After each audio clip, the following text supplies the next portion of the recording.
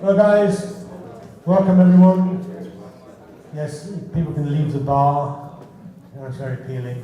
So thank you all for coming. Hopefully, is this too loud? Am I? No?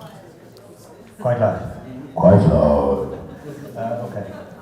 Right, so this is a public debate. For those of you who are unaware, we've actually had a critical subject architectural design school which started kind of last night, today. So we had a day of debates already on a series of topics from housing to AI to ethics, the full range. So there's a lot of students in the audience, a couple of undergrads, a couple of masters, some professionals, and then there's the public. You will know who you are. So please feel free to mingle, don't feel hostile to the public and all. Architects really need to understand the public a little bit more maybe than they do. So this is a public area of the same conversation, and it's taking a look at really what is on the cards around the world. So in part it was imagined on the basis that lots of things that are happening in the West, let's classify it as the West, but certainly UK, are certainly kind of maybe risk averse, and we kind of see the future as maybe a trepidatious, or a dread about where we're going. Whereas in some parts of the world, maybe the future is tomorrow, the Chinese century, those old maxims. So the idea that maybe parts of the world are trying things out that maybe we aren't in the West, maybe they're doing things that we can learn from, good or ill, and maybe we can have a much more nuanced conversation and a much more rounded conversation rather than kind of a British-centric discussion. So we're going to be exploring the world of architecture and urbanism, but also architecture and urbanism of the world. And we've got a terrific series of speakers who are coming to tackle a brief which is really looking at a snapshot of some of the dynamics that are going on. So it can't possibly be a full declaration of what's happening. They've only got 5 minutes, after all, to tell you about continents of experience. But it should give you some ideas about some of the more interesting, odd, wonderful things that are going on for you to kind of make your own judgment. So the way I'm going to do it, I've actually got a comment here from Remy Adekoya. Remy Adekoya's book, well worth reading if you can get a copy of it, where he's, I won't give you what's in the book, but the part of this session was premised on some of the ideas in his book, we'll take a look at. He says, in the coming decades, more than half the globe's economic growth is expected to come from the Indo-Pacific region, compared to a quarter from the EU and the US combined. Obviously predictive may not come true, but ultimately that's the dynamic. So we want to try and maybe see whether A, there's markets for you, we also want to see what's available, whether you can cater for it and whether you can deal with it. So we've got speakers who are going to be talking about the Middle East, India, Africa, and then we've got some poor soul who's going to talk about England, Scotland, Europe, and really try to kind of explore these ideas. After they spoke, we're going to bring them up one by one to do their presentations, so the other speakers can also see their presentations. And then after they've all spoken, they'll come up on the table and we can have a conversation and broaden it out to you for questions, but also comments. If you have things to bring to the table, please, you don't have to frame it as a question, okay? So, first up, first up, let me just explain who everybody is first. So, as you can see there, Christos Passos with Zaha Hadid. He's recently worked on Opus in Dubai, and of course Neom in Saudi Arabia. He teaches at the AA. He's also taught at Barra. He taught everywhere, really, hasn't he, Christos? He says it doesn't make sense to look too much into the past or the future. So maybe presentism is the moment of the time. Giulio, who's not yet arrived, hopefully will be coming very soon, is the director of Wallace Leo, born in Shandong in China, co-founder of Docomomo China, and she had a very famous award-winning practice in Chongqing, which was like an industrial reuse facility, and she describes China as a bit like the Wild West in a kind of good way. Then we have Palak Junjunwala is the founding director of Beyond Design, who's telling me she flies around the world like nobody's business. She's interested in design innovation, especially co-design. Born in Mumbai, and she now looks at the development challenges of Indian cities as opportunities to do better. Which, if you've been to India, not a high standard, but it's a good ambition.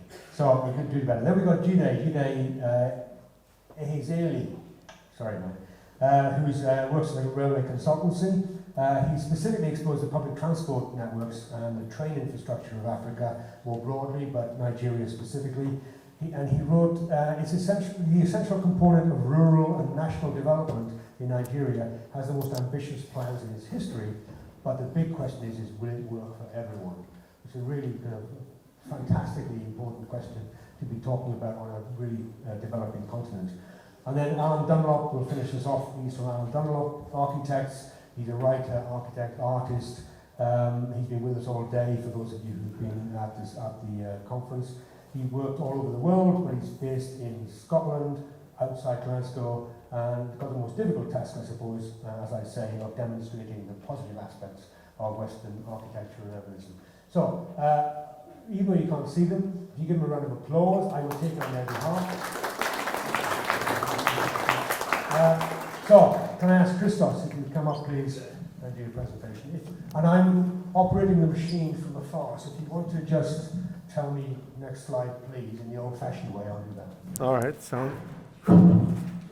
well, hello, good evening, everyone. Nice to be here tonight.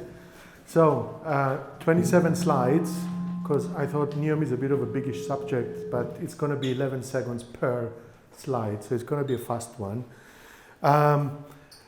Okay, we are in a particular time in human history.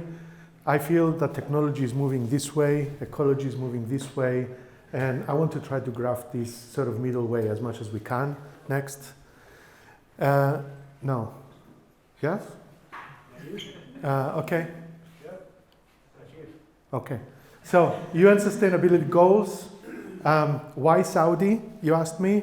I said because the Saudis are doing something that's quite important that I think allows us all to begin to experiment. Everybody knows Saudi because of this, the line. It's a project that was developed as part of a regional urban plan competition that we participated in as well, unsuccessfully. And Morphosis developed something that looked like this, but then somebody folded it up and created this wall, which sort of separates the Middle East between North and South now in a funny way. But what's interesting here is the timeline to which the Saudi government has committed to achieve its net zero goals by 2060, and by 2030 they are promising that their national electrical grid will be all renewable power. That's a big thing beyond the energy transformation that's happening in hydrogen and other other industries. But Neom is not just the line. The line is just one of the projects. There is also Oxagon, the industrial cities, in Dala, which is a beautiful sort of wellness and hospitality region, and Trojena, which is something I'm going to show you a little bit more on, which is up on the mountains, the snowy mountains of Saudi Arabia, believe it or not. Next. Why Saudi, and what's the advantages it has? Well, the globe is a globe, so it has many centers, and as such, Saudi sits in the crossroads. What we in Cyprus, where I come from, we used to say the crossroads of three continents: the Africa, Asia, and Europe. So it has a pretty central position in terms of the population sort of distribution of the planet. So from there to Seoul is 10 hours, as it is to New York, but it's only 30 minutes from the edges of Europe as well. So it's pretty close to places like Turkey, Greece, and the southeastern Europe. Next. And also, quite importantly, Africa. I shouldn't forget that because it's very, very important. So the crossroads here, as you know, a lot is going on nowadays in this region, as it has been for a long amount of time. But these routes are still very, very important for world trade. And I think that can be beneficial for an economy like the Saudi one, because they can take advantage of some of the opportunities from a commercial international trade standpoint. Next. But digital transformation is also quite a big thing for them. When I first took a tour of the site, I was taken on a tour on a helicopter. This is one of the photographs I took. It's a pristine landscape, very beautiful, very raw and vast. Next. And so one has to also begin to understand the desert, because the desert is a very varied and very full environment. It's not as empty as it seems at first sight. It has many regions and many climates. Next. So Neom are organizing themselves in 4 regions and 14 districts. They are thinking about a number of projects that are essentially landscape or architectural interventions that allow people to experiment and to begin to discuss how we can enhance the natural environment by becoming stewards of nature. And they are also very good at forming partnerships with many, many different groups. And these are some of their sort of initial and more important goals: Industry 4.0, energy diversification, very interested in innovative systems, water systems, transformation, oceanographic and marine biology, because Neom's reef is the most beautiful and the most extensive and oldest in the world. Agriculture for arid regions and health services, hospitality, and goes on and on and on. It's a very big program. And these are some of the logos of the sort of companies and organizations that work with them. Next. So our proposal was to go back to look at the historical sites and begin to regrow them as new cities with individual signatures, meaning functional sort of DNA that would enable them to grow, whether they were fishing villages or wellness destinations or tourism communities and so on. The idea was to connect everything with a super speed highway that would connect Saudi to Egypt and also to Israel and Syria as one sort of bigger plan. Next. Looked at the regions, and I'm showing this because I think Neom are still sort of also looking into this in a similar way as we did, looking at the different regions, the desert, the arid climates, the mountains and the sea, and beginning to develop projects, futuristic, but also quite tangible from today's perspective projects that can begin to develop a dialogue with the sustainability challenges that we are facing today, but in a progressive and rather progressive way. Next. So one of the examples of a city or an ecosystem that we've developed was looking at 2 of the main cities, the Eco District Habitat and the Marina City. Next. And this is one of the projects that came out of this. The beta community was essentially a cube or a pixel taken out of the line, and they've asked us to look at it in itself and discuss how the line would be, the communities, the way people lived within the line could make sense. Next, is that extracted out of the line? Theoretically, yes. So we made it smaller, we made it more cubical. We also thought that this community of about 5,000 people should be off-grid, because nobody wants to draw miles and miles and miles of utilities and infrastructure through the desert. But what we did want to do is provide a building that operates on a cyclical economy design that integrates building systems and services integration all together, so it has its own waste and recycling stations, it has its own renewable energy considerations, its own water filtering systems, schools, public squares, etc. within it, so it becomes a self-reliant and an autonomous, let's say, building that is off-grid. So that was the vision, and we pushed it quite a lot. Next. And that brings us to some of the more sort of recent engagements. The Crown Prince asked for a tower to be looked at and to be placed as a mountain observatory overlooking the district of Trojena from this point. Next. So this is an observatory tower. It's a very lightweight structure.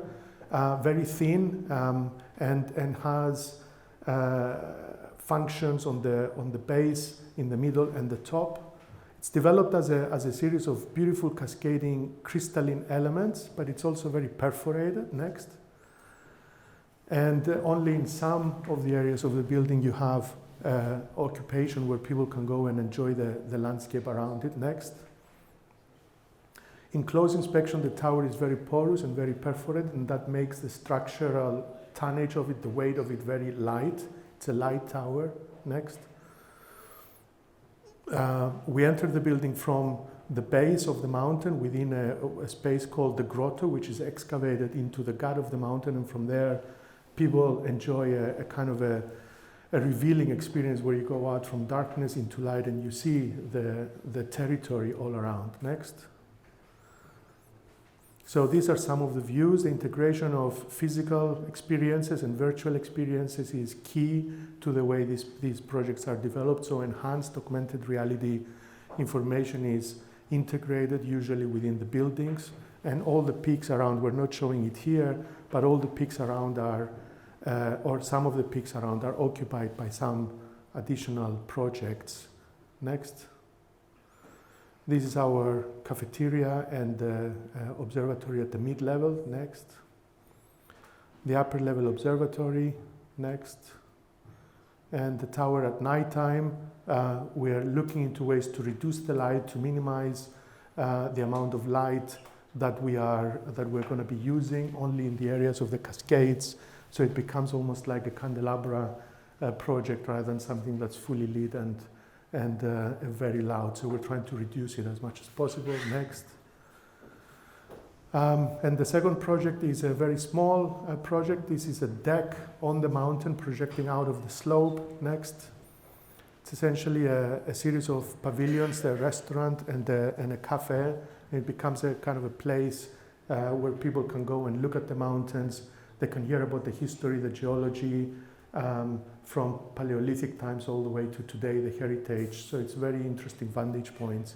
And from here they can begin to tell, the operators can tell the story of the region. Next. Yeah, some views from the bridges and the viewing decks. Next, to the restaurant. And obviously from the top looking at what is essentially a man-made lake that sits in the valley as a dam. Sits in the valley of this mountainscape. It's meant to do a number of things. One is to enhance the microclimate in the region. The second one is to collect the water from the snowfall during the winter and save it over the summer months, and essentially have all the advantages of what dams are used in hydrology. Next. That's it. I think that's me. Yeah. So in a nutshell, thank you for your attention.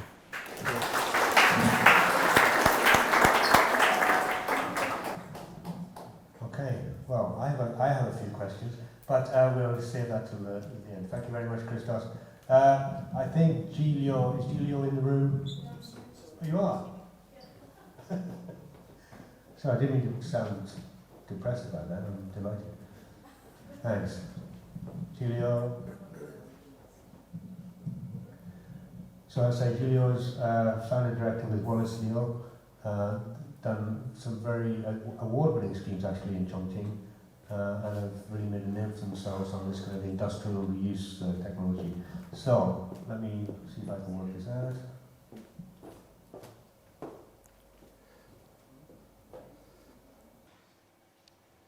Oh, hello. From my understanding, I think tonight's topic is about globally what's happening right now, and hopefully we spark some interesting conversations or debates.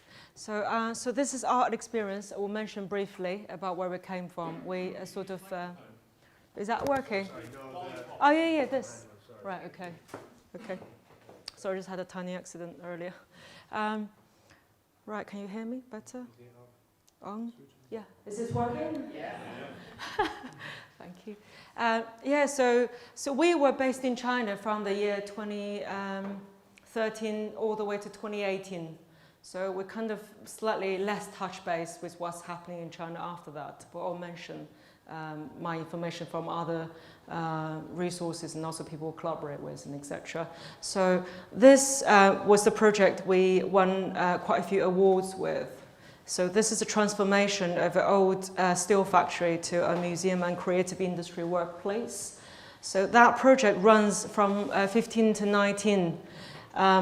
So that was the start of the time in China where we start to see attentions on modern heritage. So the factory was part of that.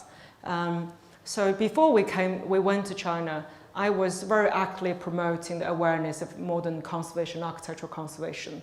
And I started from 2011 to try and join events and try and push China to establish as part of the Docomomo. I don't know if you guys know about it. So somehow we got registered in the Helsinki conference in 2012. And then when we went to China, we actively tried to push that front. It took quite a lot of effort to get there. So the second project, so that's also a sort of adaptation. So that was previously a former highway, 1 kilometer long, runs across quite a few community neighborhoods. So you see the ones marked in dark yellow or sort of slightly musty color. So those were the new development proposed on that land. It was a vast amount of towers and plinth as well as villas and etc. And the white was the existing buildings. So the white road in between was the highway that was running across. So we proposed to sort of downgrade the highway to serve the new purpose of the community, which in the end turned into a compromise solution, which is a shared surface promenade, which link the community parks and a few other facilities like playgrounds and etc. So that was completed in 2017. Okay, so the next slides, please. Right, so from 18 onwards, we were slightly less touch base with China, and we came back here. We were busy with our new acquisitions in the UK, and we started to, of course, still carry on with our publicities here. And we had remnants of projects ongoing in China, just about finishing the last bit of a construction, so we were on site and etc. But we're not acquiring any new works in China. So, I mean, recently China's been very much catching the global attention, not necessarily on the best light, because I think in the end of January, the largest developer, one of the largest private sector developer in China called Evergrande, has basically gone into liquidation in the Hong Kong court order. So that was one of the news that now putting everyone in doubt in terms of investing in China or the whole sector, the kind of the crisis ongoing and etc. So I've got some good news, which is if you're looking at what's happening with Evergrande as well as quite a few other sort of developer that's gone basically has filed for bankruptcy during the last 2 years, actually ever since the end of 2021. There's also positive news. So China Resources, very similar to one of the clients we've introduced on the earlier project called the Peking University Resources, sorry. So they were state-owned companies, and these were very, very large groups, and they have the basically composed of companies in every other sector as well, education, development. So development is only part of it. They also have, every other sector going on. So they have, in the year 2012 to 17, and still ongoing some and part of it, transformed the Dachong village in Shenzhen into the CR city. So CR city is the China Resources city. So if you look at the picture, the scale of it is phenomenal. But reality is, next slide, I don't think this was representative of what's going on in China. And actually there is a sector-wide crisis and everyone is actively rethinking what's happening next. So I think, well, just speaking out loud, of course, is open for discussions later on, just sort of seeding some ideas.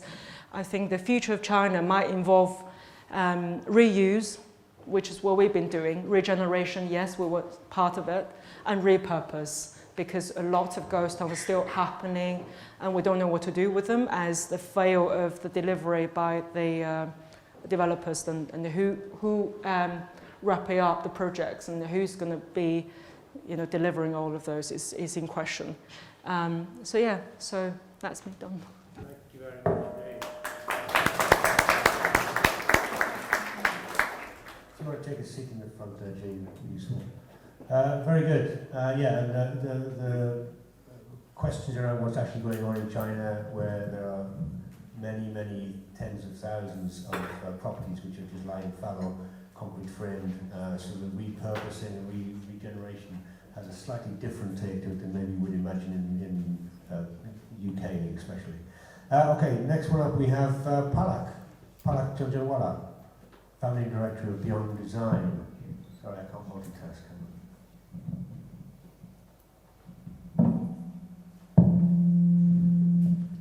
Brilliant. Hi everyone, nice to be here and thank you for coming. I'll just start by telling you a bit about myself so that I can set the context right, and I'll be talking about kind of India-UK relationship in terms of architecture. So my name is Palak Janjanwala. I'm by training an architect and a digital designer. I studied in India and then in the UK, and then I started to practice in India, then moved to the UK, started to practice here, and now I have my own architecture and design practice called Beyond Design, which was started in 2020 along with a business partner who is not Indian, so that's the good news. Next. So that's kind of our presence. We have two offices. We have one in UK, in London, and one in Mumbai.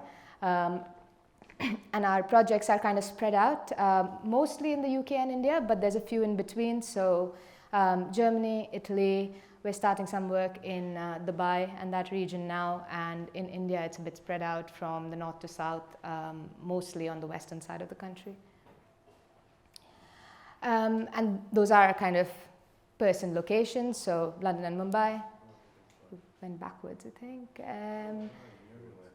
Yep, and then through practice we kind of focus on two things. So practice and academia kind of go hand in hand. So I've been involved in a bit of mentorship or a bit of architecture schools both here and in India.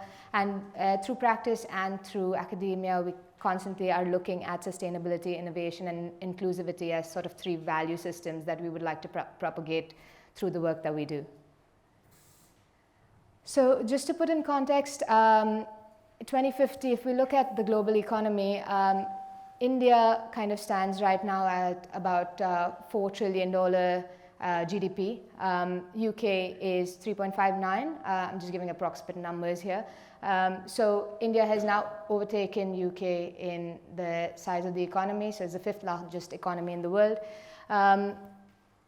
UK is the sixth largest, and the GDP per capita in UK is about $52 per capita. In India, it's 2.85, so you can see the kind of disparity there, unfortunately. But the annual growth, however, of India is 6.3% at the current moment, and UK is at 0.6%.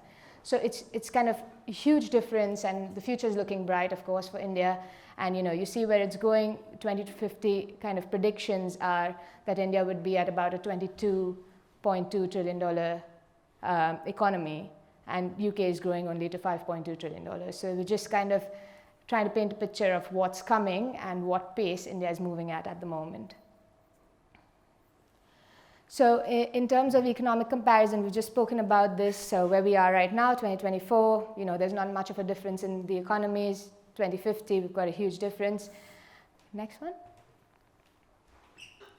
So, and then, so India is kind of, looking at diverse industries. It's got like swiftness and momentum, and when you go there, I was just speaking to Austin about it, that when you go there, you set foot on the ground and you can actually feel the vibe. You can feel how fast things are moving, kind of get caught up, and you feel like it's chaos, but it's actually, it's almost like a sentiment, and the sentiment has been planted purposefully by the government. And I have to, everything that's going on, positive, negative, we have to say that there is a seed that's been planted by the government, and everyone kind of feels it. Next.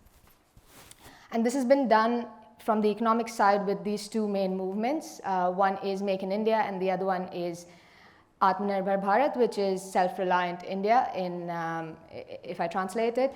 So these are two kind of initiatives that, amongst many others, that have been put in place by the government. Make in India was 2014, Atmanirbhar was 2020, and it's basically giving a huge push to the economy. It's creating this sentiment of being proud, kind of not making people stop, kind of giving this huge push to everyone to want to be on the same page as the government to move forward. And that's really important with the size of the economy that we're talking about and the size of the change that we're talking about, because just pumping in money is not going to do the job. So they've kind of gone above and beyond. At this moment, every Indian feels very, very kind of stimulated and really proud of where they are and what they're doing, and rightly so. There is a lot of good that is happening, and there is, it's going to the villages, it's going to like the smallest places. Not always are the methods correct, but there is momentum. So there's the sentiment of kind of doing is better than not doing. So less of caution in the attitude. Next. So some of the major projects that are happening, and these are just a few of like several projects that are happening. So there's a bullet train network being built. There's a huge financial revolution, the UPI revolution as we call it, wherein you can, there's like little vegetable vendors on the streets will be able to exchange money cashlessly. There is the Bharatmala, which is essentially the infrastructure network, the rails, the roads, the bridges all over the country. There's the Sagarmala, which is the ports and the use of the waterways. There's the expressways between the big cities of the country, and there is the freight corridor, which is, so you see there's a lot towards like infrastructure, there's a lot towards industrialization, there's a lot towards the financial sector, and there's a lot towards technology going on here. Next. So what this brings us to is to say that there is a collective vision that's been built, and there is a kind of a high note, and this is just going to keep going on. There's kind of predictions for the for 2030, 2050, 2070, and it's not going to stop. It's just kind of going, and everyone's on board this train, right? So they've managed to bring everyone together and done a great job at creating a stimulus and a momentum. Next.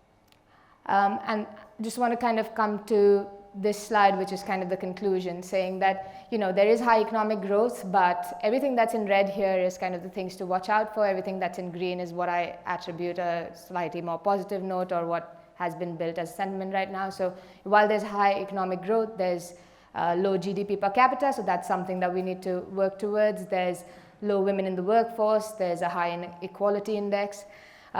There's really high infrastructure development and high connectivity, but it's not very sustainable, the development, even though we are talking about sustainability a lot. The current development, like you can see the image in the slide, often in Mumbai you can't see the skyline anymore on a normal day. There's low public infrastructure, there's more infrastructure towards the roads and towards industrialization. There's a lot of jobs available, there is no lack of jobs. There's a load of jobs happening, but the quality of the jobs and how much they pay is under question.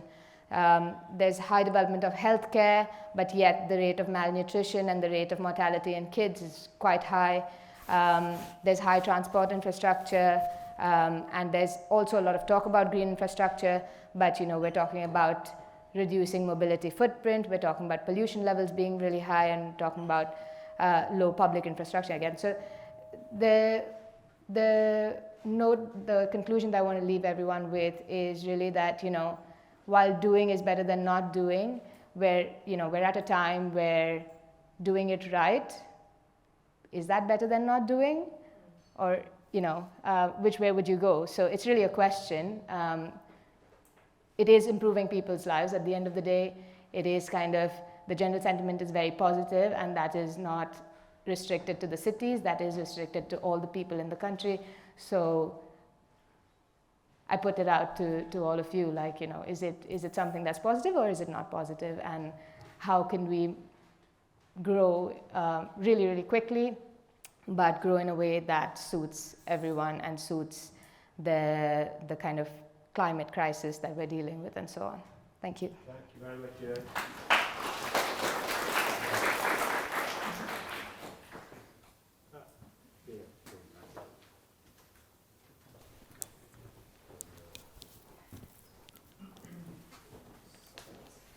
Hello. So good evening all. I think Palak actually led quite well because this is going into quite an interesting topic for me here. I'm a transport planner by trade, and I want to just talk a bit more about the context in Africa and what exactly we're looking for, or what I feel Africa needs right now. Austin, if you go for the next page. So I want to talk about firstly the African challenge, which is actually quite distinctly different to other continents, whether it's Europe, the Americas, or Asia. And I think the big issue right now is rural poverty. Well, it's been an issue for the last 50 years, if I'm being honest. And I think the first quote there sums it up really. Rural poverty accounts for nearly 63% of poverty worldwide, and in sub-Saharan Africa, this figure is between 65 to 90. So that really emphasizes where we're at the moment as a continent. The fact that nearly 2/3 of the Nigerian population who live below the poverty line are living in rural areas. And I think it's really important to stress this because Nigeria as a country in Africa is actually known to have the largest economy in Africa. And this is the kind of challenge it's facing. And it largely stems down to the lack of inclusive growth taking place. So if I can take a step back for a moment, actually, Nigeria is actually ranked about, I think, according to the IMF or World Bank, 30th largest economy in Africa. In the world, 30th largest economy in the world. Yet, the level of poverty in these rural areas is really stifling its ability for it to really grow. Real inclusive growth that affects serious quality of life. And it's been widely accepted that poverty is the biggest challenge that the country is facing. And this applies to most countries in sub-Saharan Africa and general Africa in general. And the key is, how do we solve this? Because we know ultimately that ending poverty through improving a country's economic productivity and opportunities for its citizens is key if the country really wants to stamp its foot as a global power. Or basically just simply, as I've said, ending poverty and increasing people's quality of life. Also, if you go to the next slide, please. And this leads to what are the solutions specifically. And I think most policy planners in Africa are those that I've worked with. The aim has always been infrastructure. And I think this probably applies to most countries, in the beginning. Like, how do we grow the economy? And the key is could be through transport, energy, reliable communication systems, broadband network. I myself have done a lot of work regarding transport infrastructure projects. It's been a huge movement in regards to particularly railway development, railway projects all across Africa, high-speed rail, and being seen as a way to really increase the economic growth and particularly to see the GDP per capita of our citizens to really get to the level it needs to be. But as you see in the second bullet point here, the problem is that the infrastructure deficit is indeed a constraint to growth. And the amount of funding that will be required to get Nigeria to where it needs to be is something that would actually probably take the entire national budget. So that's the challenge we face. Economic growth through transport, yes, that's one factor, but how do we fund this? How do we get enough physical infrastructure, build enough physical infrastructure that can combat this challenge? And I think it's really important actually for me to quickly emphasize before I go into this slide that rural roads in Nigeria represent about 75% of its network. So again, just trying to emphasize, the amount of funding to finance this kind of development is probably beyond the reaches of building physical infrastructure. And that is where technology probably comes into play here. And I just wanted to quickly talk about probably multimodal transport technology and how that's played a part in wider Nigeria and just wider Africa. So I think the first quote sums up what multimodal planning is about. So that's about combining different forms of transport, whether that's walking, cycling, road transport, and creating an efficient transport system. And I think drone technology has been quite an interesting, it's played quite an interesting part as of recent, actually, the last 5-10 years. As we see here in Ghana and Rwanda, it's helped save the lives every day. So it's actually helped with regards with delivering key healthcare supplies.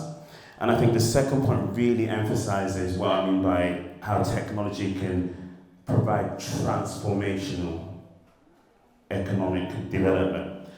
We've seen trips that would have taken an entire day by car could take 30 minutes or less by drone. And we have seen that. But I think one of the problems with that, whilst it is practical and it has been working, is the scale.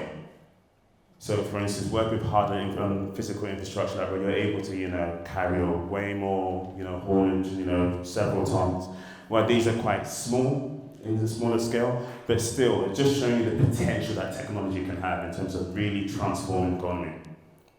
And in Malawi, we've seen Sweep Area integrates drone operations with motorbikes, and that fits into the wider multimodal planning. Motorbikes are a very common form of transport for particularly rural areas. Farmers in particular, this is the kind of thing they tend to use in terms of getting around. So being able to combine that with wider transport infrastructure, physical infrastructure, technology, it's about looking at how this too can provide the transformational growth that Africa really needs right now. And this is just a feel of the technological projects that I'm doing in a moment. And I think what ultimately I really want to emphasize is probably the three subtitles. That is really climate change, healthcare, and agriculture. Because these are the three, sectors that really need some kind of technological and physical infrastructure in terms of for it to really allow the economy to grow. So climate change, Emilio Energy just works basically on, facilitating financing for Africans actually in diaspora. Just giving an opportunity to invest in solar infrastructure. I'll go quickly to healthcare and I'll run time. But telemedicine, it's really important actually. It's been really helpful in Africa at the moment, which is basically consulting, GP appointments for rural areas, being able to contact those doctors in the cities. I think Nigeria, for instance, is one of the countries with the highest child mortality rate actually. So just being able to skip that process of, let me take a step back. Some healthcare centers are, for instance, 40 kilometers away. So just being able to have this level of technology is really transforming lives. And I think that's the point I really want to emphasize here. And then we have We Farm, which is focused on farmers being able to connect with each other, local vendors and also marketplaces, and just about how to use technology and being able for them to deliver their goods at the right time. So it's all about just trying to reduce the cost, reduce time, and just seeing what other ways besides physical infrastructure can one really take advantage and really allow Africa to really achieve its goals of inclusive economic growth. Thank you for listening.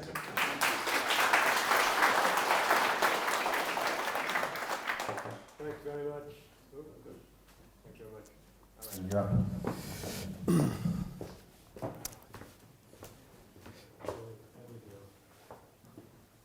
I've only got one slide. So if you don't like what I'm going to say, don't worry, it'll be over soon. I'm from Glasgow, and people in Glasgow speak very fast. My wife is always telling me to speak much slower when you're doing presentations, but Austin's only given me 5 minutes. So if I have a stroke, try to reconcile those two things, you'll know why. Right? Austin's asked me to be positive about architecture that's happening, but the truth of the matter is I'm despairing. Right? He introduced me as a writer and an architect and an artist. I have written and I have built buildings, but the majority of my time now is doing painting because I'm despairing with the way architecture education and practice is going today. Why the despair? Well, if I could be positive for a second, that despair was ameliorated today by an absolutely outstanding day of presentations and talks and clever conversation and questions given from architectural students. So they've really lifted me up again. So this sense of despair in the future of architecture in Scotland and in the UK has actually been lessened as a consequence of today. So thank you for that, Austin. All right. Why the despair? For 2,000 years, architecture, as defined by Vitruvius, is firmitas, utilitas, venusitas.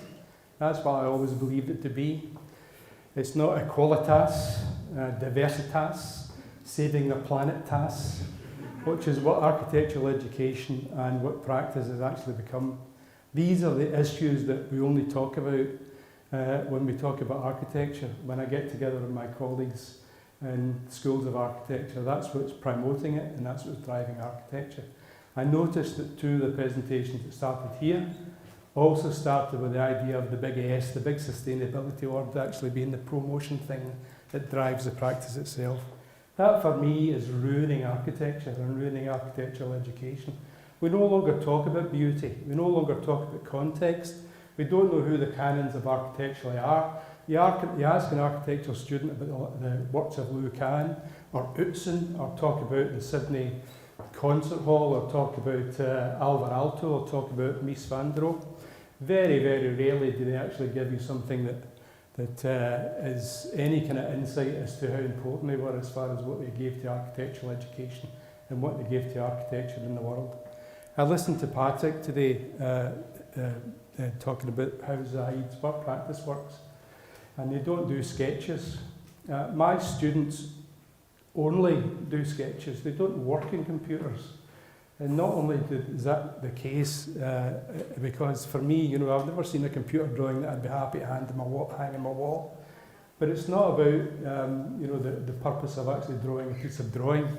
It's about how you actually understand it. And I think that Glenn Murcutt, the very famous Australian gold medalist, said that you know, you can discover things by hand drawing quicker than you can by getting into your brain and cerebrally answering it and understanding the project you're working in. So as far as, and Lou Kahn said himself, you know, it's the language of the architect. So I despair that many architecture students, and very often some of mine, can't explain the most simplest architectural concept without reaching for the laptop. So my students draw, and I see that as a fundamental part of what architecture actually does. Are we still, the very famous Philip Johnson quote, are architects still middle-class horse? I had hoped we were beyond that. I went to the Venice Biennale this year. I agree with Patrick, there was no architecture at all in any of the Biennale. But on the way back, I went in to see the Neom project. And I also would question just exactly why we're working in a project like that. And I would also raise the issue about, you know, why architects are doing something which is just, for me, bananas as far as a piece of architecture is concerned. And the other thing is, has architects actually, have they become immune to taking chances? In 2018, I've got quite a good relationship with various people in the architectural press. Boris Johnson visited France, and he was just the foreign secretary, it wasn't the prime minister. And he spoke to the president of France and said, wouldn't it be great to build a bridge going from France over to England? And the Times telephoned me the next day and asked me what I thought about it. And I said to them I thought it would be cheaper to bring France closer than building a bridge. It wasn't because it wasn't the engineering and architecturally possible to build a bridge. It's because, you know, the English Channel is the busiest waterway. 400 ships pass through there each day. But as a consequence of that, the Times phoned me again and they said, well, we know what you think about building a bridge between France and England. What do you think about building a bridge between Scotland and Northern Ireland? And I had never thought about the idea of actually doing that, but I was intrigued by the prospect of doing it.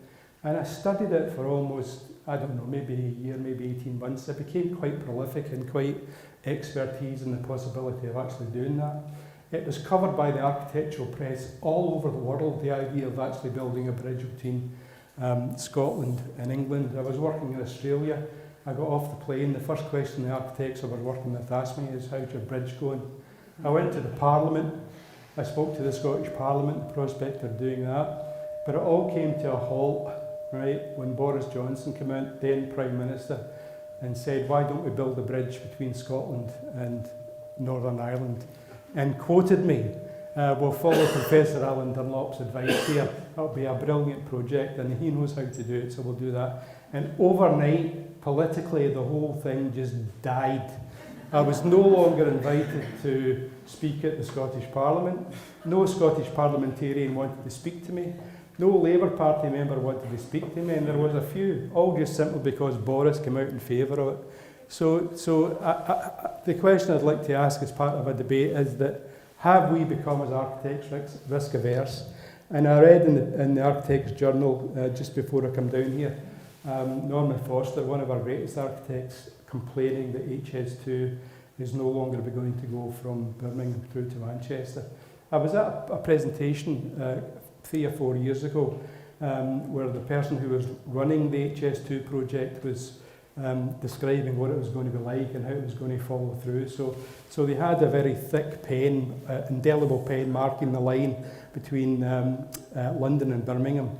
A kind of soft pencil line going from Birmingham to Manchester, and then a dotted line going from Manchester to Sheffield, and then there was nothing at all going from Sheffield up to Glasgow. So I knew that as they say in Glasgow, our jacket was on a shaky nail at that particular time, and it wasn't going to happen. So I would question, I'd like to include as part of that debate, is architecture still formatas utilitas venustas, which I think it is? Why do we not talk about the canons of architecture?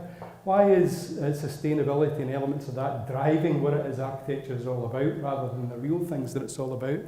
And are we still, or should we still be considered as high-class whores, as Philip Johnson talked about? I mean, this is just to finish off. I mean, it's not just the Neom project or projects like that. On the way back from Australia, I used to stop off at Dubai if I couldn't afford it. Sometimes the plane was delayed and I was forced to stop off Dubai. Maybe if there's an uglier city in the world, I've never seen it, but that's bursting with new architecture through there. Every single architect working that project probably making a packet. But there's also issues to do with sustainability. Every single practice competition brief entry, the first sentence they ever actually put in their submission is, this is a sustainable project. And I would question that's what really should be driving architecture. Thank you very much. Yeah, come and join us on the table, yeah. We have 2 mics to share. Just sit down if you would, down wherever, either side. Please come and sit on the table. We're split tables, I don't really know why, but maybe it's COVID hangover or something. Very good. All right, look, I've now got a range of questions. Obviously, a lot of the discussion has been about infrastructure. In some senses, we've got a Western-style table and a developing world table over there.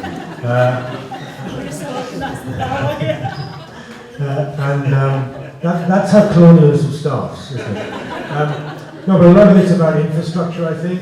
And in some sense, a lot of the conversation that I recognise has been, why spend the money on kind of grand project when there's so much basic stuff to be done in Africa, as you were saying, Junaid, the whole idea about poverty, and poverty alleviation, and yet you're spending billions and millions, especially with Chinese debt, on railway projects in Africa. So there's that conversation which is going over there, and I think on this side there's a part of the discussion around, oh you have enough? All right. Is around about whether it's kind of greenwashing, whatever that phrase might mean, or what is it that Saudi is trying to achieve. Ironically, since he's gone now, I mean the comparison between the line and the drawings of his bridge from Scotland to Ireland are very, very similar, as it happens. But we can talk about that at some later time. Does anybody want to have a go on I'll tell you what I'll do. I'll let that float, my question, because there's not too much time left. I'll throw it out to the audience. If you have any comments or questions on what you've heard, we can broaden the discussion out. Any hands raised? Any comments? Any thoughts? They don't have to be questions. They can literally be comments. Okay, Richard? Thanks. Thanks, Austin. I'd like to talk about ageing populations, especially in context of China. Could people just make comments about where you feel your architecture is going vis-a-vis population growth and ageing? It's always raised when I've got the microphone about ageing.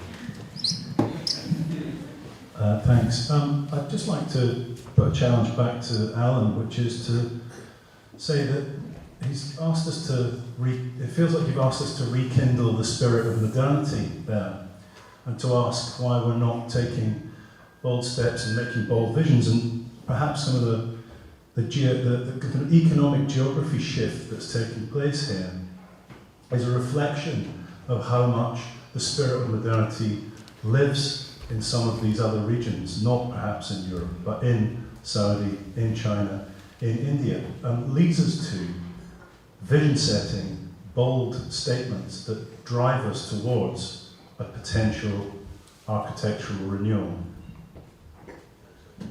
Any additional? I've got a question about the Neom project. A lot of the basis and promotion of the project has been surrounding sustainability, and you pointed out the UN sustainability goals. It'd be interesting to go into the embodied carbon of the project and whether it's being calculated and materials that are being used for the project. Thank you. I've got one more one. Hi, I'm just wondering, carrying on from the embodied carbon question about the Neom project, I'm just wondering, seeing that the both the observatory and the Discovery Tower were built around mountain bodies, I'm just wondering how to, like, are there any guidelines, or are there any experience or learnings, right, or you know, insights on how to work with the landscape, and as well as how are the environmental risk assessments conducted for these, you know, workings with natural landscapes. Thank you. Let me just go over here first, I'll come back. I tell you what, I'll take this last one, I'll come to you, and then I'll come back out again, yeah? Three very quick questions. One, rail. The thing that strikes me whenever I go to China is how transformative the railways have been, and I'm just wondering whether the fact that rail is the mechanism through which Nigeria is developing is because of its relationship with China or not, because that interests me and seems like we need to think about development in relation to rail in a kind of new way. The second question was for Christos on the, you flashed up the Sustainable Development Goals, the United Nations. I don't know whether, did you do that ironically or genuinely, or I don't know what it was. But I have a PhD student from Nigeria who has some really great questions to ask about informal housing and land ownership and cultural patterns of governance which prevent informal housing, which is of a quite high quality in Nigeria, becoming formal housing. But he's not really allowed to properly look at that. He has to reformat his research around the UN sustainability goals.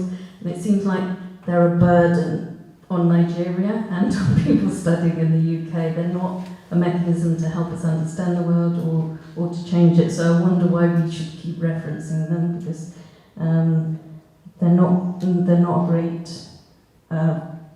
benefit to us. And the final question is, I looked at a lot of stuff at the Venice Biennale, the other stuff, not the Neom, the other stuff. Is it in Dubai? And yeah, they're follies, aren't they, of aristocrats? I mean, I don't have a problem with that, and it seems like some of the best architects in Britain are working on these follies, but that is the nature of the beast, isn't it? Not Neom, but some of the other stuff. All right, you have one microphone to share, so pick it up, fight for it. I'll come back over here. Who wants to go first? Pick up any of these questions. Some directed, to individuals, but there's more broad questions. And don't forget my question, for God's sake. It's probably the best. Right, who wants to go first?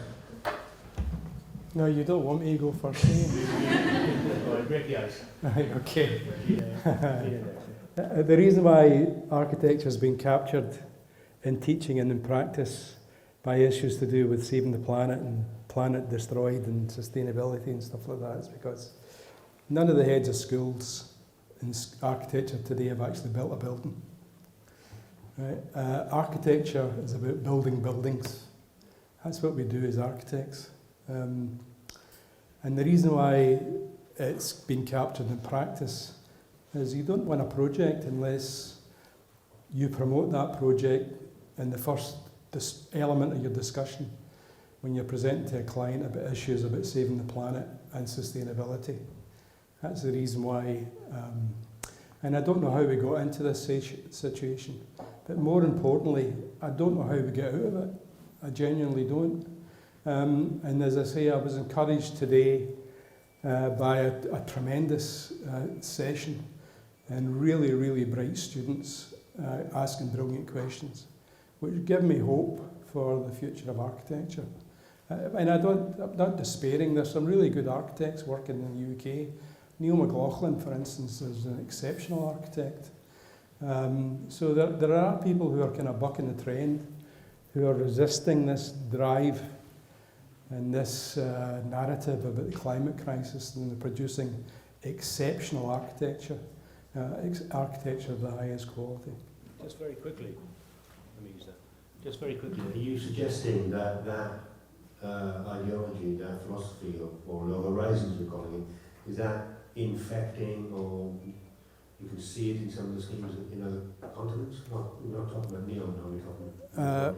Well, I'm teaching in the United States, and I'm teaching in the middle of the United States, and the thing that's interesting about that is there's no there. So you can't really talk about context and the things that are driving architecture. People who are interested in architecture and how we build buildings in Europe, because very often you're dealing with large spaces that don't have very much in it. Sorry, what was the other element of that question? Oh, sorry, what else? But the other thing that gives me hope, and something I'm absolutely delighted about, is I'm also teaching in China, and Chinese students converse differently from what you think they might be able to actually talk about and they're interested in, and how engaging they might be. I find they're much more interesting, engaging, and willing to listen to what it is you're saying, much more so than perhaps some students in the UK. And I mean, I got into trouble, by the way, by my head of school, who called me in to say that in an architecture newspaper I was saying to students what they should do when they qualify is go to China, because that's where the good things were actually happening. So. Peter, you want to go? I want to address your question regarding the relationship between Nigeria and China. So I'm going to apologize if my thoughts are all over the place, but I think the starting point would be that Nigeria and wider Africa have really engaged in this rail infrastructure movement. And it's largely driven by the idea of, like, as I was explaining, economic growth. We need economic growth. So the focus has been functional, cost-effective infrastructure. And I think whilst it's an infrastructure itself is delivering in terms of what it's meant to do, it's doing what it's meant to do, it's not tackling the inclusive issues. So what I mean by that is that, for instance, okay, we've got from city to city, by road 2 hours, by train now it's 45 minutes. The problem we had is the planning around their access and egress legs. So what I mean is it's a door-to-door. Transport is always, you have to analyze it door-to-door. And we have situations where, for instance, to get to the train station, it's taking people 45 minutes, 1 hour, because they haven't created the right kind of paths or designed the right kind of public walkways, or bus transports are quite infrequent to get to the stations. And then what you get ultimately is that you've invested billions in an infrastructure project and you're not even getting anywhere near the economic benefits you want from it, because you haven't looked at how to create this transport network in totality, if that makes sense. And yes, I think that stems with so a lot of the design and the transport planning is done by China. But what I can't tell, but what from the little I do know is that And it may be, again, due to maybe a lack of expertise on the Nigerian transport planners aspect, or maybe them not being able to have a huge voice in the transport planning process. But there needs to be a place where they can have a real voice to be able to really say, okay, yes, this functionally works, but how do we put this together for it to really be effective? Because right now, the railway infrastructure projects, they're working, they're broadly working, they're doing what it needs to do, but it's not getting anywhere near the growth required, the economic benefits required. And I think there needs to be greater collaboration on that front. And I hope that has answered broadly what you... Good. All right. Perfect. I would only say that obviously what we don't want to do is to build up, this is meant to be a harmonious talk, so we don't want to now build in a Nigeria-China split.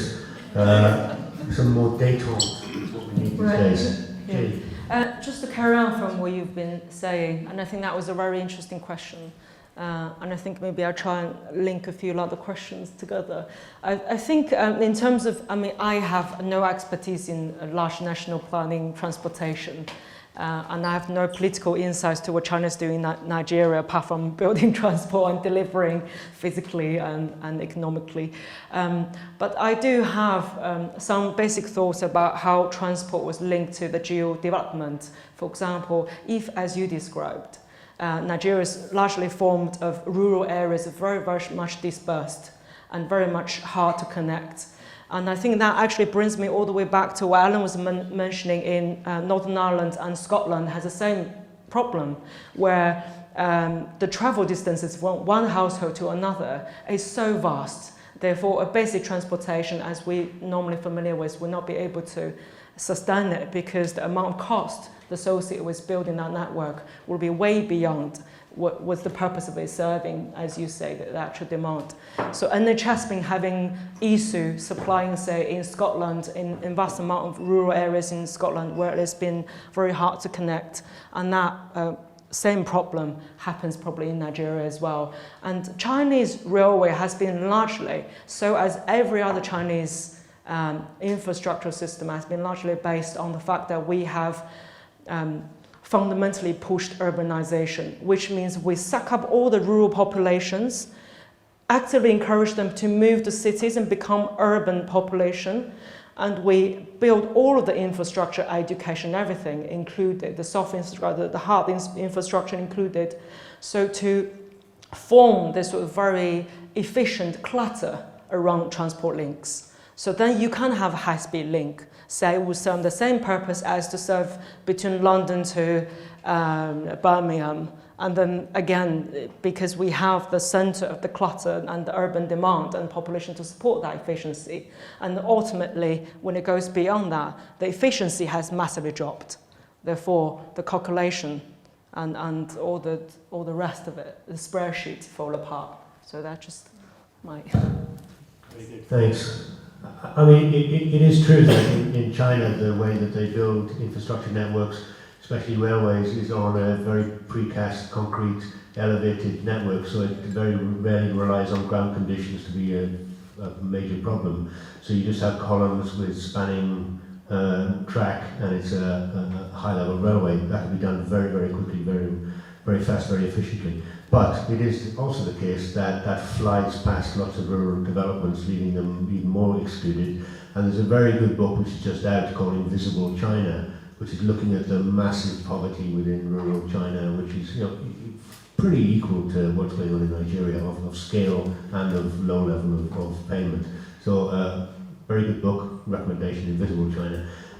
But who was, shall I take Christos? Are you okay to say something? Yeah, and then I'll help you. Thank you. There's been a few questions raised. I'm not sure I remember all of them because Austin gave me a glass of wine before I arrived here. But, and I don't drink usually. So I'm a bit struggling now.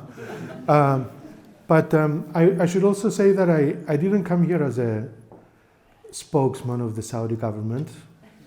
I came here as an architect who was put into a variety of situations, and I'm trying to make sense of what's going on.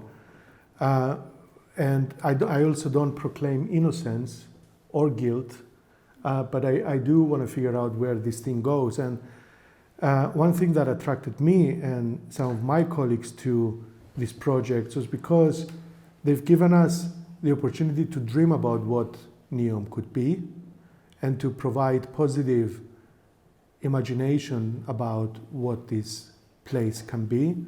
And there is a dialogue, okay? The dialogue doesn't always go our way, but architects have always had a precarious relationship with power, and actually, historically speaking, we never got our way. So it's a losing game, but at least you have to be realistic about what it is that you can gain from it. And what can we gain from it? What we can learn, because they have a lot of money, they have ambitious projects, they are discussing things like mobility. Mobility is a very interesting subject today. You know, it's not just electrical or petrol, which is the conversation in London.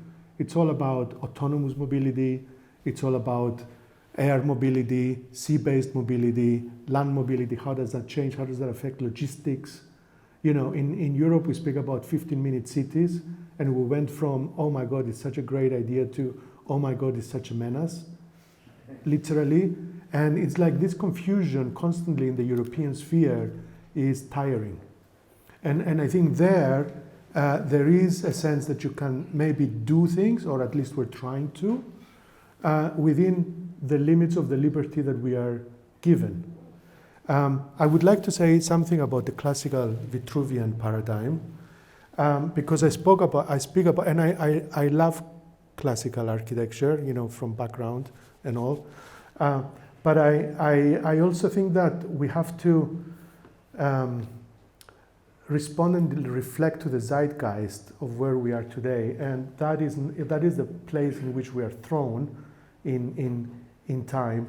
And I think Vitruvius said rightly for the Roman times about, you know, utility, firmness, and pleasure. And as I'm speaking, my phone is writing this. I don't know why. But I think how this changed is that buildings today should be more about connectivity, open-endedness, and agility, and also beauty. So beauty is a contemporary notion. I think Vitruvius was speaking about Venusias, which is pleasure, because the Romans were pretty carnal, you know, and pagan. So, you know, the idea that we do design good buildings today as individual pieces of architecture is absolutely valid, and I agree. But I also think that we have to see the way cities are formed. That's why we're all here. And cities entail mobility, cities entail social structures, cities entail innovation. We all live in a world that's absolutely impossible to get a house. Like the most basic facility that people should have in the richest economy, global economy in the world history doesn't afford people to have houses. Okay, and when we're speaking about affordable housing, we think cheap, windowless, you know, jails that people can live in so that they can have low electricity bills and no view to the outside. I mean, that's not life. So maybe the way the Saudis are approaching it has some validity in the sense that they have money to spend on research, they have money to spend on, and not only the money is one aspect. The idea of going to work every morning and thinking about these things and thinking how to, you know, help a company in Germany develop reliable volocopters that can take people from point A to point B, because in Africa somewhere, you know, it's not possible to drive 40 kilometers to go from point A to point B, is something. You know, it may not be ideal, but it's something. And of course, there is a lot of trash that goes into this business. It's not all nice and clean. There is also a lot of other things that you don't want to know about, right? But, you know, they're beginning to think about it, and there is a lot of serious people there. There was a big mess with these Bedouins who revolted against, you know, some of the land being appropriated, but they're Bedouins, so they don't have rights to land. They're not, you know, settlers. They are moving people. And the problem became when they picked up guns against the police. So inevitably, you know, there was a crackdown. But there is now a consideration about how do you create spaces for sustainable living for these nomads. And there is about 5-6 million of them with registered rights in the United Nations. So it's a big thing. But I would like to finish with one thing, because we spoke about buildings and the quality of buildings. We are asked to design a tower that we put somewhere else in the beginning, and slowly it sort of moves up and up higher on the mountain. We want to gear this conversation towards a place where we are in a dialogue with that mountain. We are beginning to suggest that this tower emerges out of the mountain. That's where we want to go, in from the rock and not from anywhere else. And we try to make this as a lightweight structure as possible. We're making it porous. We're allowing the wind to go through it. We're creating experiences inside. So we're looking within the limitations of the liberty that we are afforded to create the best, most efficient, optimum structure, for example. There have been other occasions where we spoke about cyborg cities. We spoke about the way we use materials. Saudi Arabia is desalinating a whole lot of water. All the salt brine that stays behind can be recycled into precast 3D printed salt panels that can be used for facades, etc. So just give some examples because it's a big topic. Thank you.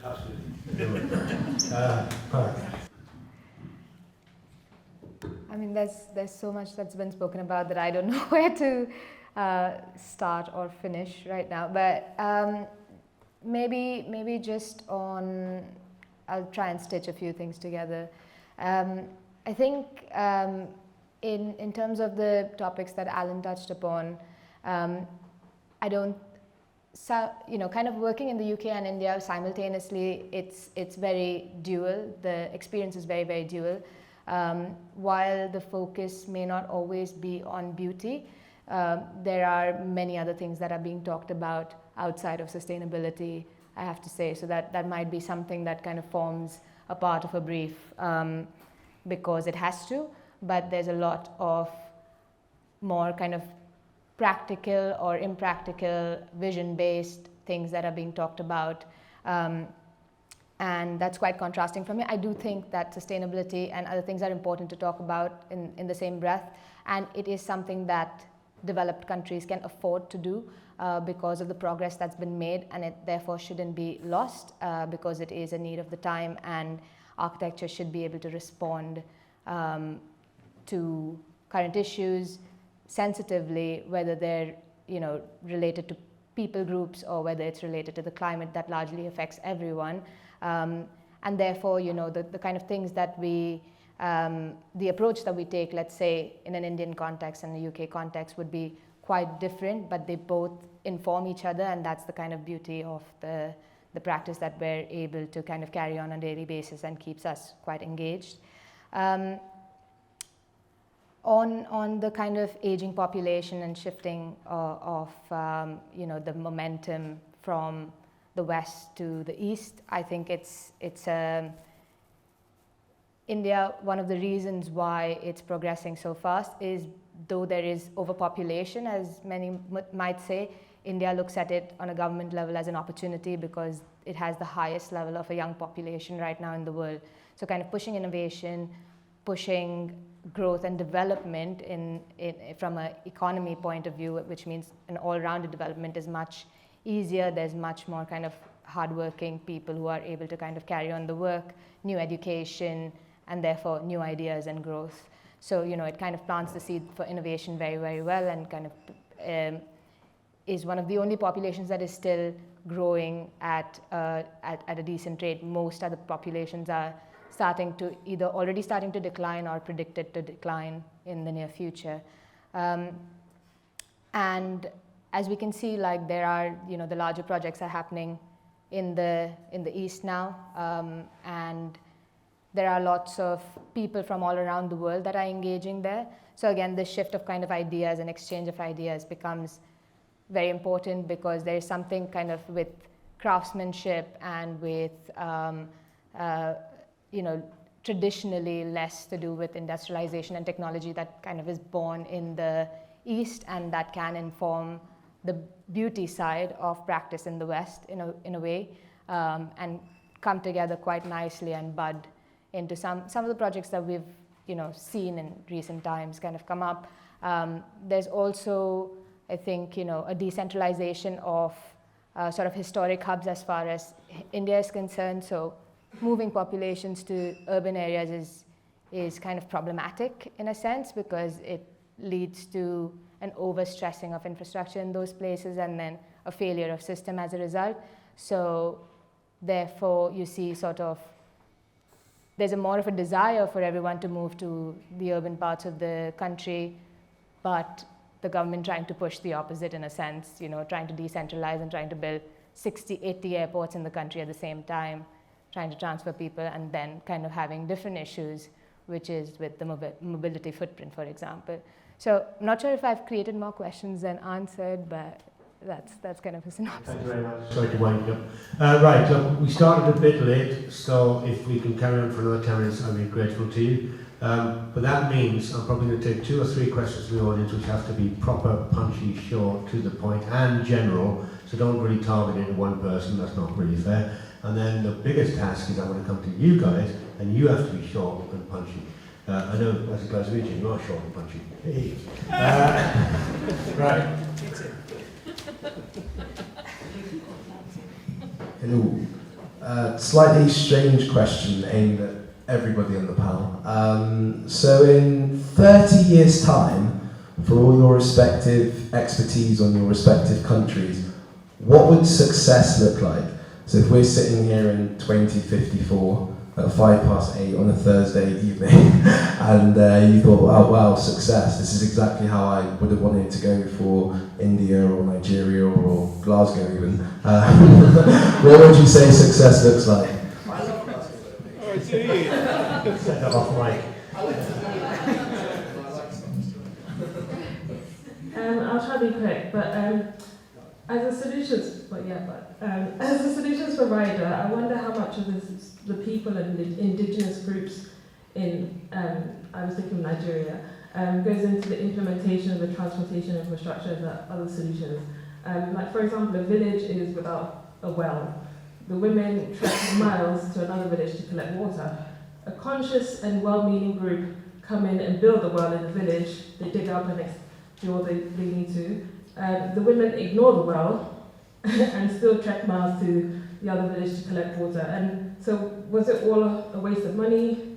Why do they still trek miles? Well, maybe it's because it's not about fetching water, it's about social needs of connecting with other communities, and maybe about exercise, and it's much more than about the infrastructure. So perhaps there are lessons in that. How do we delicately implement our big ideas into intricate and cultural systems that already exist, whether we like it or not? Any final question? Final hand? There you go. Oh, so I guess I would I think it's coming from an idea of what Alan was talking about, where it's focusing less on sustainability and coming for more these architectural revolutions and beauty. You should both being Scottish. We in Scotland have a very strong vernacular architecture that has sort of been wiped out, but would you consider architecture on a smaller scale? Because obviously we've been talking a lot of all this innovation is coming in, these big things, but why does it have to be big? Can innovation not come in from these smaller, more delicate interventions, which is sort of necessary in certain communities? Okay, if we can have a delicate intervention from your short and sharp, yeah? And we're going to start. Yeah. Okay, short and sharp. I think it's quite hard to have a flowing panel discussion, really. We're not really discussing with each other. So I think a lot of questions being asked about sustainability. I think it will be a shame to not address it. And I think there were questions asked about aging population as well. I think, well, as human beings, we have to face sustainability issues. Because the same as aging population question is actually the same question. It's the fact that we cannot carry on exactly the same as we were planning it to. Because when you look at the the boom times, the happy times, you're never going to think about when it's going to end. And now it's sort of ending with China. And if it ends with China, it could end with India. If it ends with India, it could end with anywhere in the Middle East. There's no I mean, I have to say, there's no escape. It's one day or another, you will see, there's always the uprise. I mean, it sounds dramatic. There's always uprise, a bit of a downfall. I think it's all a cycle. And I think why I think sort of aging population is the same question. China does have a huge problem now with aging population. And the fact that I was born in the single child generation. I was the first year of the single child generation. And we don't have enough human capacity to look after the oldies, so to speak. And we could rely on the building industry. Architecture is only part of the building industry. It's a very small part of the whole systematic problem. And we could rely on government fundings to do so. We're looking at China's being actively trying to learn from Japan for all of the problems we have, also the solutions we might have, as well as some of the inspirations.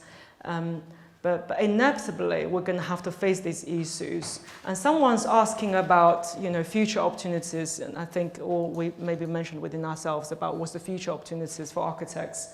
And I think aging population and how to solve that will be a future architectural opportunities in China if you want to practice in China. A new sector is and will be born because of this. I'm slightly lost where I was. Yeah. The final question is, what's the future look like? What in China? Success look like in? I think I've sort of answered it with my slogan, although the graphics not that cool. I think reuse definitely, and regeneration and repurpose. I think that were the three words I've given, because I think there's no way out of it. I mean, as architects, we want to build and we love to build, but I will have to believe that we could chase or try and achieve the same aesthetic value as what Mies van der Rohe and Le Corbusier and all the rest of the modern giants have done, but in a different way. I've always been really, really happy when people compare my work or the direction I'm going to works of Lina Bobardi, for example, where she didn't start with building statements, but she started with subtly asserting statements into existing statements. I think there are ways of doing that. And I think someone also asked a question about why are we always building this giant stuff? Can we just stay small and boutique and try and do it gently and subtly? I think that's also possible. But I also believe that because I love big projects, I think people practice differently. Some architects perhaps prefer and suit for small projects. I think there are subtlety and gentle touch and aesthetic values to be had even with larger projects. And I think even more so we need them because the problem we're facing is giant. So hence we need equally powerful solutions and to reimagine what things could possibly be. Thank you very much indeed, Jane. Part to let go. Yeah, sure. Short and sharp. Short and sharp. Yes. She forgot. So I think the smaller, delicate interventions. I think smaller is the way to go, or to start. Delicate, not necessarily. I believe in disruptive, and that kind of takes me back to what does success look like. It depends on whether I want to be aspirational or whether I want to be realistic. When I'm being realistic, I'm talking about all the things that we've spoken about: economy, money, etc. Where is the funding coming from? How are we going to build? What do the people want, etc. Aspirationally, just longing to see something different, whether it comes from us, whether it comes from someone else. Architecture is becoming all the same. Everything looks, even in Neom, unfortunately, it could just be planted somewhere else. Nothing looks different from the other. And this kind of sea of things that we're building, I'm just hoping somewhere there's like this big revolution, and that's what architectural success would look like, a refresher, essentially. Thank you very much. I'll take you two guys, because I'm not having you speak last time. Gida, you're the big finish. I'll take Alan, do you want to go next? Make no small plans. Who said that? Yeah. My daughters are Chinese, by the way. My wife and I adopted them when they were babies. We brought them over so they could take care of us when we were older. and to do a bit of laundry as well. It's working out very well for us.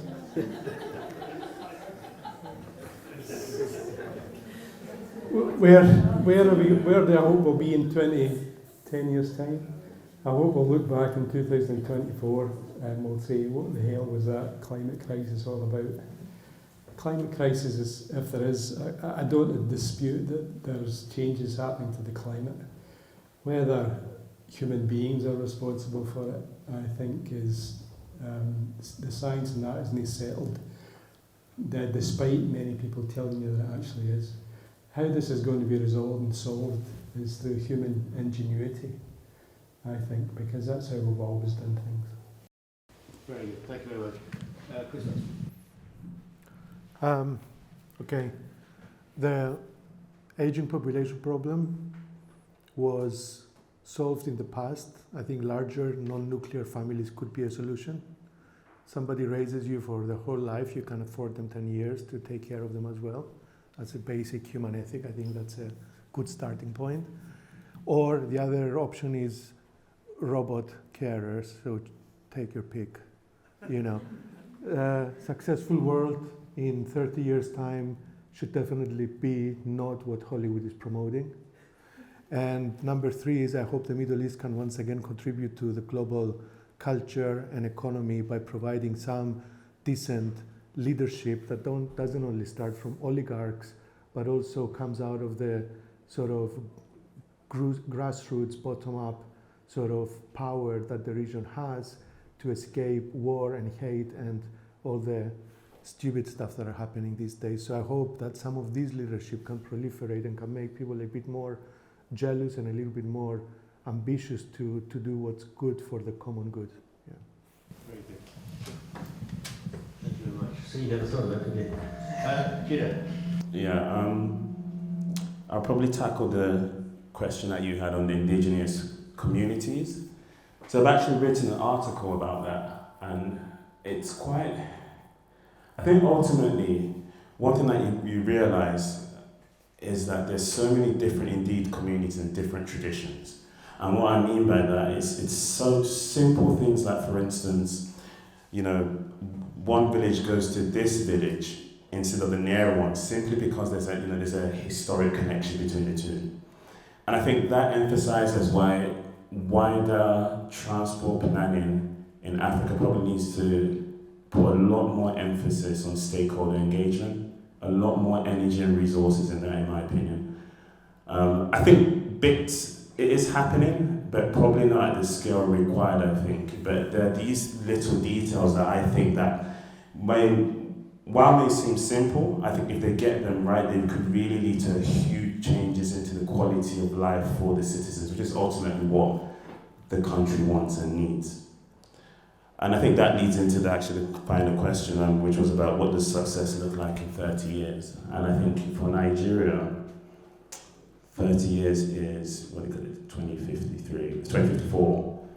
I think Nigeria is predicted, I think, in the late 21st century to be the 3rd largest population in the world. So that implies if it doesn't get the necessary economic development, the quality of life will keep on declining. So there's an urgency in needing to really invest in infrastructure or some kind of technology that can lead to some kind of like industrial revolution. So I think success in 30 years' time will just be simply, improving the quality of lives and really having the right infrastructure in place. Very good, thank you very much. I think I don't even think I've ever been to a discussion for a long time where somebody's finished with a requirement for a new industrial revolution. So I think our job is done. And it wasn't even a green revolution, it was an industrial revolution, so first class. And I think in some ways I don't know about anybody in the room, but I love the Neom stuff. Because it's an experimentation, because it's a trial. I mean, China was doing this maybe 15 years ago, or Western architects were doing it in China 15 years ago. That then kind of died to death by default or by being pushed out. Saudi is the next playground in some ways, and they're trying new things out. India is doing it, major infrastructure on its own back. Nigeria is doing it by borrowing money from other people, but still wants to develop. And that's the idea. Development seems to be the agenda, right? That's for me. And if you look at the West, especially look at the UK, development seems to be off the agenda. I mean, we can't build a railway. We haven't built a new city since Milton Keynes, for God's sake. So, something is amiss, is what I would say. And whether that's realism, which some people may assume it is, or whether that's kind of low horizons, that's up for discussion. But I think it's been a fantastic little journey around the world, thoroughly enjoyable. So can we have a quick round of applause before